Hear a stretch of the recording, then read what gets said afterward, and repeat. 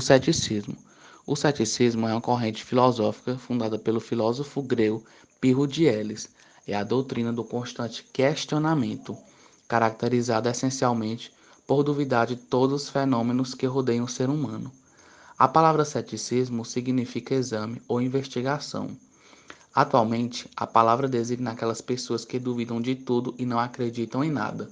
Podemos afirmar que o ceticismo ele defende que a felicidade consiste em não julgar coisa alguma, mantém uma postura de neutral em todas as questões, questiona tudo o que lhe é apresentado, não admite a existência de dogmas, fenômenos religiosos ou metafísicos.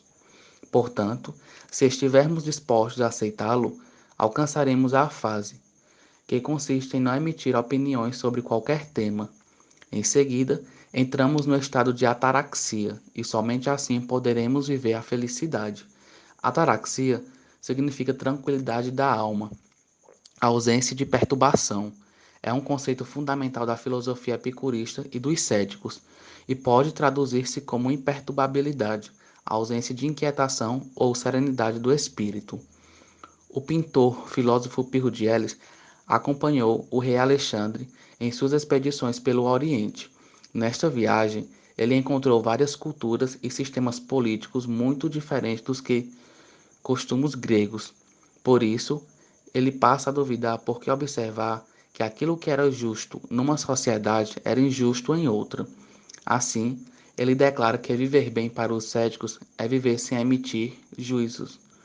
Como muitos filósofos de sua época, Pirro não deixou nenhum escrito filosófico sobre o assunto.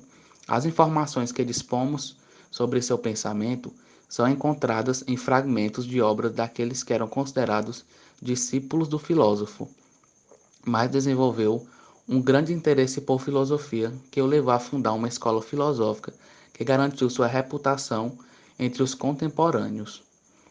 A escola cética, criada por Pirro, passa por um período de escuridão com a morte de seu fundador e renasce com um Enesidemo, até que chega ao fim o período do chamado ceticismo antigo. Como corrente doutrinária, o ceticismo argumenta que não é possível afirmar sobre a verdade absoluta de nada. É preciso estar em constante questionamento, sobretudo em relação aos fenômenos metafísicos, religiosos e dogmáticos. E com o passar do tempo, o ceticismo se dividiu em duas linhas, o filosófico e o científico.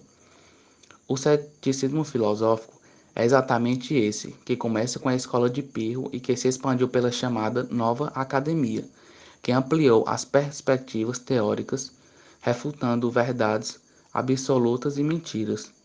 Seus seguidores alegavam a impossibilidade de alcançar o total conhecimento e adotaram métodos empíricos para afirmar seus conhecimentos.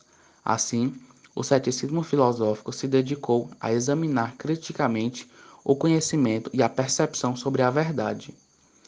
O ceticismo científico tem naturalmente ligação com o ceticismo filosófico, que é a base de tudo.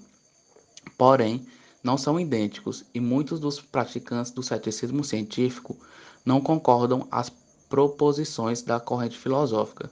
A corrente científica é a contemporânea.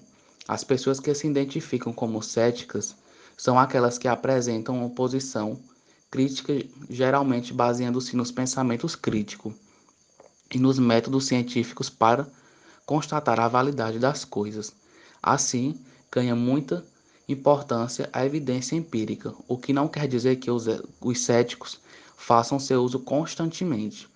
Entre os céticos, há os chamados desenganadores, que dedicam-se ao combate contra o charlatanismo, expondo suas práticas falsas e não científicas. Os religiosos afetados por esses indivíduos, quando chamados a provar suas convicções, preferem atingir pessoalmente os céticos e não discutir suas práticas. Por outro lado, há também o pseudoceticismo, que, em vez de manter o perfil de questionamento, partem logo para a negação. Assim, o ceticismo pode levar a um ciclo vicioso e tornar seu praticante um fanático tecnológico.